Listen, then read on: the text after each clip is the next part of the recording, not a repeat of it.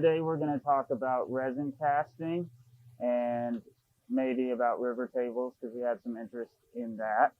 We are going to treat this like a cooking show. Okay, so I'm going to go through it step by step, put the blank into this pressure pot, and then while that's cooking off, we will open that pressure pot and show you what the end result will be. Okay, so the most important thing when you're going to do casting like this is choosing the appropriate resin. So if you have a pressure pot like this, you can use things like Alumalite here, which I can pour as deep as I want. I can pour this whole bowl, stick it in there, and the pressure will take out all the bubbles, all that stuff, and this is done in a couple of hours. If I don't have a pressure pot, I have to use something like this here.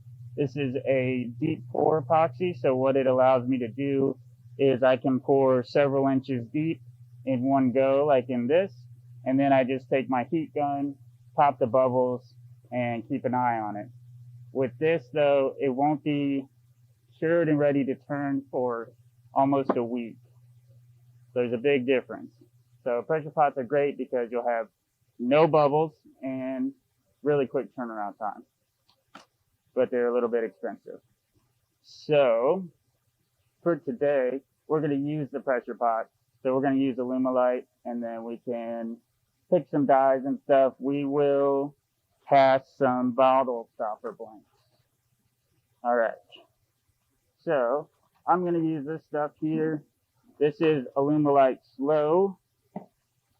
And the slow just means that I have a little bit longer working time. So normal Alumalite, you've got 7 minutes from the time you mix A with B. This stuff gives me 12 minutes. So as I'm doing it, I like to set a timer up so I know when I'm getting close to that. Because if you take too long, it's going to start heating up. Epoxy always has an exothermic reaction. So when you mix A with B, it starts to heat up. And that's the reason why I can't take regular old epoxy and try to pour something 2 inches deep, because it'll get so hot, it'll crack and just be ruined. So let's get to it. When you use Alumalite, you do it by weight instead of by volume.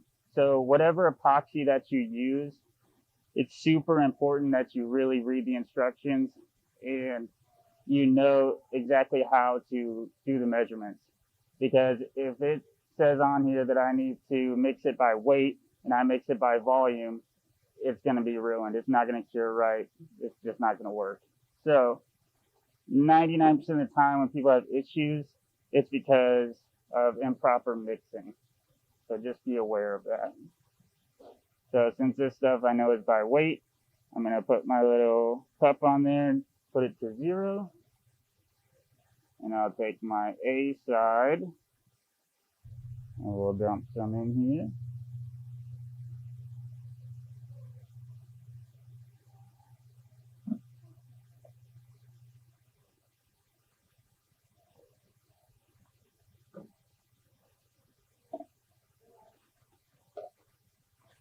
All right, then we'll do B.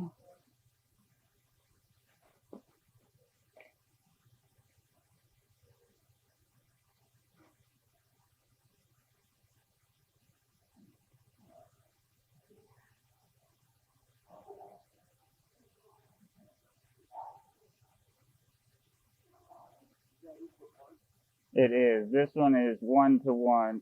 Most of the deep pour stuff is 2-to-1. So again, just whatever you're using, make sure you really read the instructions and make sure you choose the right epoxy for your project. All right. And since I'm using a pressure pot for this, I can mix it as vigorously as I want. The faster I mix it, the better I mix it is great. All the bubbles will be taken out. If you're using a slow set epoxy without one of these, I would be a little more careful how you mix it. You want to try to keep the bubbles out of it.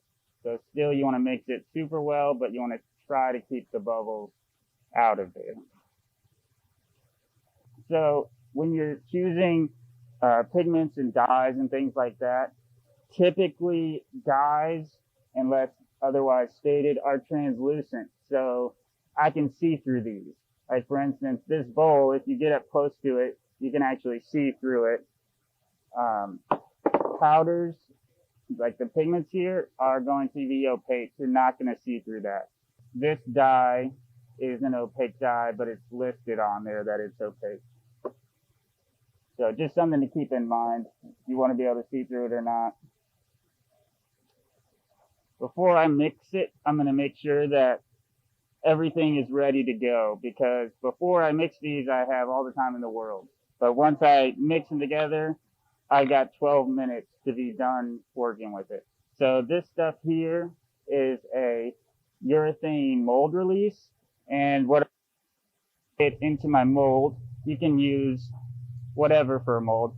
I really like this because it's silicone, it's reusable infinitely, and it's really easy to pop the blank out after, because I can just go like this and it pops right out. So I'm going to spray some of this in here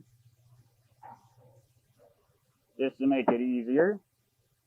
I've made my own molds out of melamine with tape, packing tape, things like that. I've used the ones that are HDPE.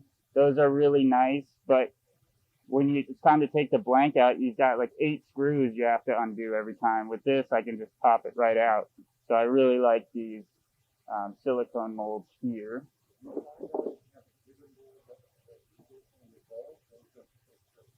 These I've noticed stay pretty straight because they are so thick. I have used thinner silicone that it does deform a little bit. So if I'm doing like a big bowl or something, I like to use plastic usually. Epoxy doesn't like to stick to plastic most of the time. So like for this one, I went to the dollar store and I bought just some cheap plastic bowls and used that as a mold. Sprayed some mold release in it and used that. And when it was time to take it out, popped right out. I could reuse that bowl I bought. So depending on what you're doing, yeah, real big stuff I would go with something other than silicone. But these sizes, this is a bottle stopper blank. It makes 2. I've got ring blanks here, and I've got some pen blank ones here as well. These are all good silicone. All right.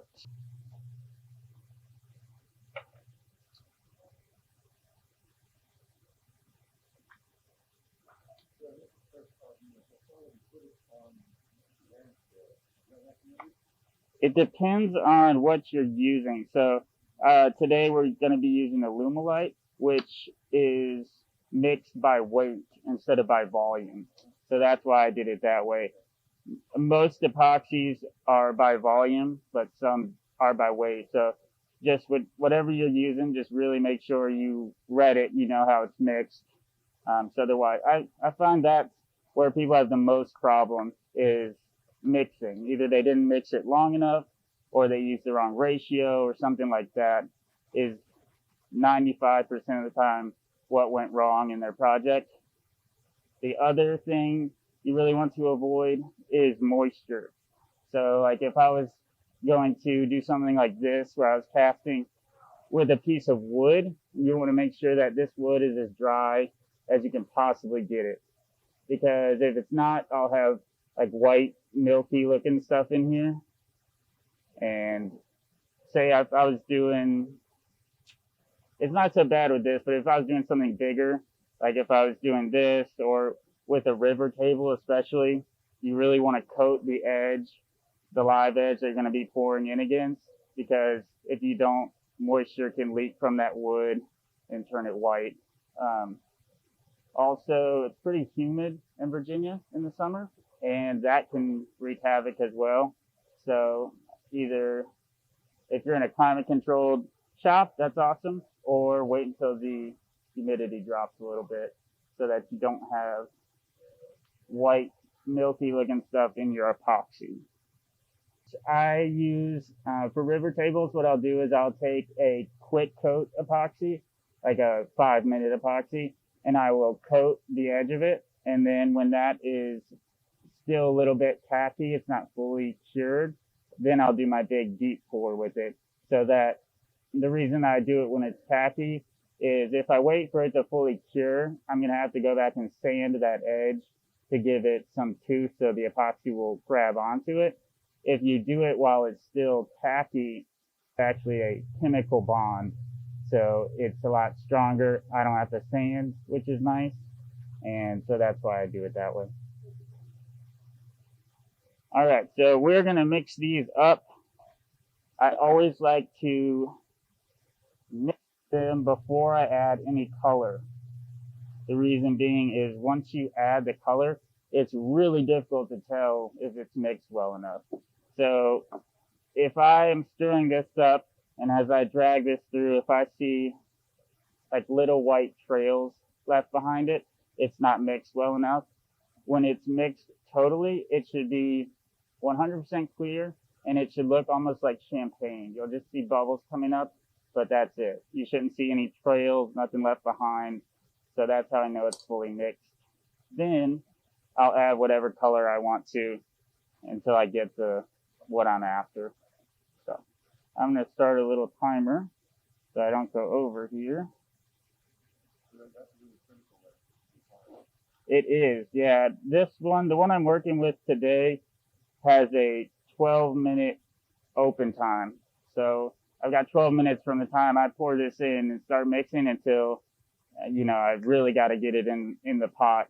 If you're working with something like this, the deep pour, you've got a lot of time, to an hour. You've got plenty of time. You don't have to worry about it. The regular Alumalite is 6 or 7 minutes that you have. That's why I like the slow. It's not quite as stressful. All right.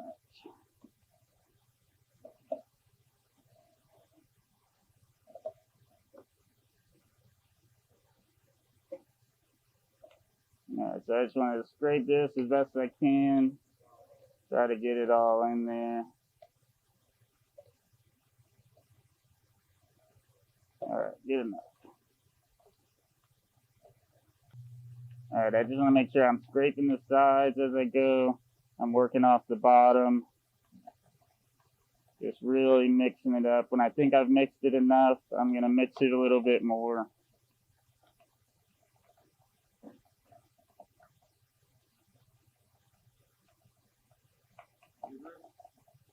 Yeah, if you've got a pressure pot as vigorous as you want to be, if you don't have one, I'd be more cautious because you want as few bubbles as you can.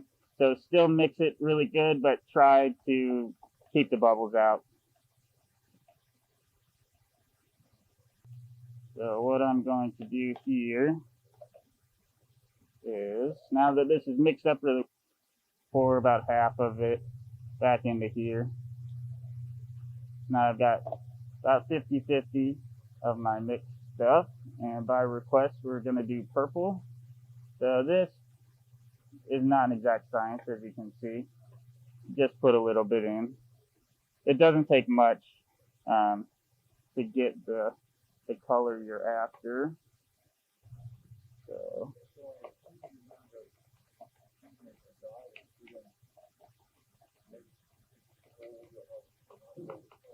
exactly. You don't want to overdo it. You don't want to, I forget the exact ratio. It's a percentage by weight that you don't want to put in, but it's really high. So it just takes the smallest amount to get a really vibrant color. So I usually just add little bit by little bit. Usually I'll use popsicle sticks, and it's really good just to dip the end in. It's a lot easier, but these sticks, not so much. I'm just mixing, trying to get any lumps and clumps and bumps out of here. I want it to be nice and smooth.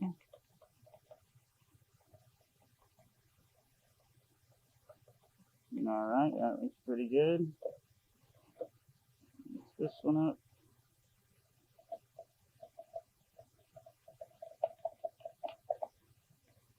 All right, we still have plenty of time. We have 7 minutes. So if I was using Alumalite, I would be getting close to where I'd want to quit and be pouring it into my mold and getting it into the pressure pot.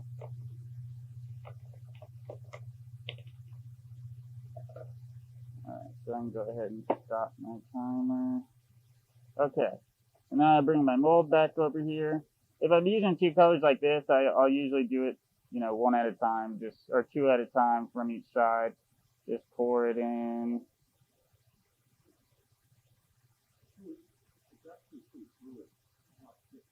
No, this stuff stays, it's pretty viscous. I would say it's not like, if you're used to working with like 5-minute epoxy, or even this can be thicker, the deep pour stuff. This stuff stays relatively thin, a little thicker than it is in this bottle. Nothing like epoxy where it gets really thick and it's hard to pour. So then I'll just take a stick and just kind of swirl them around a little bit. Then I just leave it alone and let the epoxy do its thing. So I will come over here to my pressure pot, and I'll apologize in advance when the air compressor comes on. So I want to make sure it's on a level surface so that the blank comes out level. We don't get a blank that's like this. So I'll put that on, get my lid. Now it's very important that if you're going to do this, you get a nice pressure pot. I've used the ones from Harbor Freight, which are really paint cans that you can convert to a pressure pot, but they're not rated for the types of pressure that these call for, that these epoxies call for. So it's not the smartest thing in the world. It's just budget friendly. So this one is a really nice one, CA's Technology one. You've got, all of these are rated to a certain PSI, so how many pounds they can hold. This one is 80. You want to get your blank up to around 60, I think is ideal. I think they say anything above 40 most of the time is okay. But the Harbor Freight can, I think you can only get maybe 60 PSI. And if something goes wrong, the lid blows off and you basically have a bomb in your shop. So you don't want that. So this one, I had to put on all this stuff to have the pressures. That one comes with it, which is super nice. This was a pain in the butt. So I'm going to turn this on. Turn on my valve.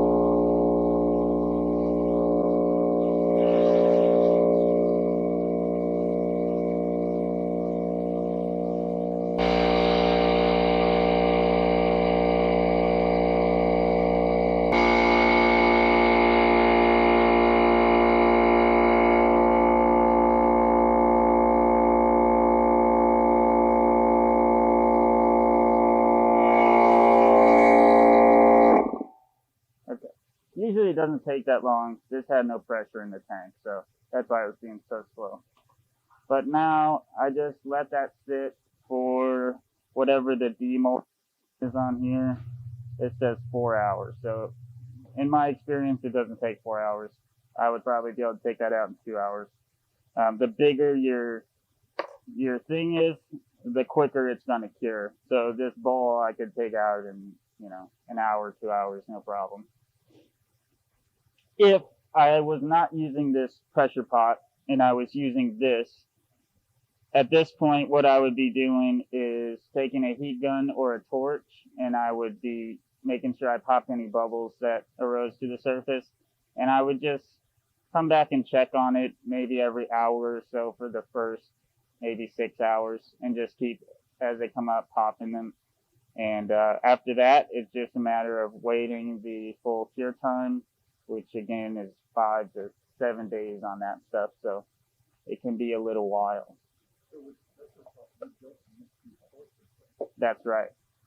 Exactly. The pressure pot is awesome. What it does is, it's not like a vacuum chamber. A vacuum chamber pulls out all of the oxygen, where a pressure pot crushes everything, and they're so small that even though there are still technically bubbles inside this casting, they're so small that you and I can't see them.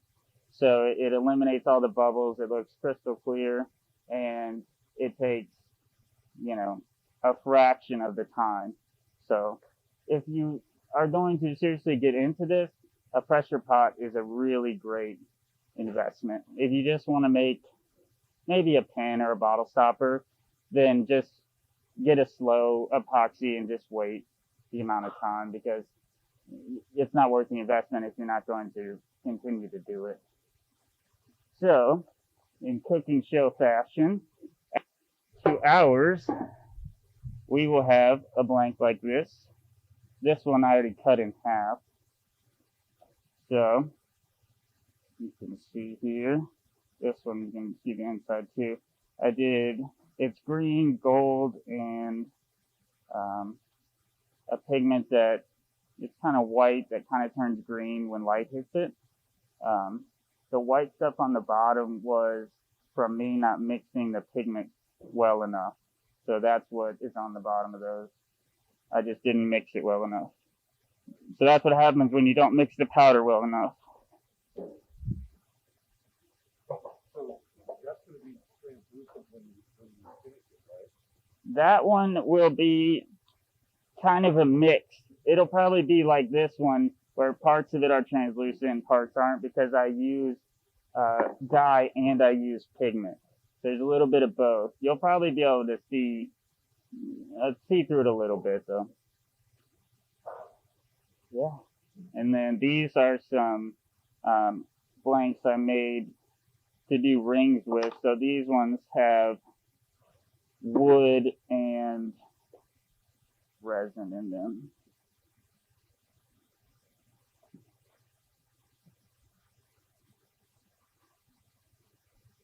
And you can see on one of them, there's a little bit of white foam on the top almost. I think it's that one. And that's simply because there was a little bit of moisture in that wood that I used. And so that's what caused that foam almost on the top. You can either coat it, or you can there's other ways to get all the moisture out. Like if it's real small pieces like that, a lot of people do it in a toaster oven, or most people who do casting for real they stabilize it. Right. So they'll have a vacuum chamber and something called cactus juice, which is a really thin resin. So it'll displace all the water and air in that wood with resin. So that's really the way to do it. It's a long process. It's very complicated. For me, that little bit of foam doesn't bother me. It'll be turned away as soon as I put it on the lathe. So, I don't worry about it too much. I usually just worry about it if I'm doing bigger stuff or like tables and things like that. Then I always coat the edge just to be safe. Any more questions?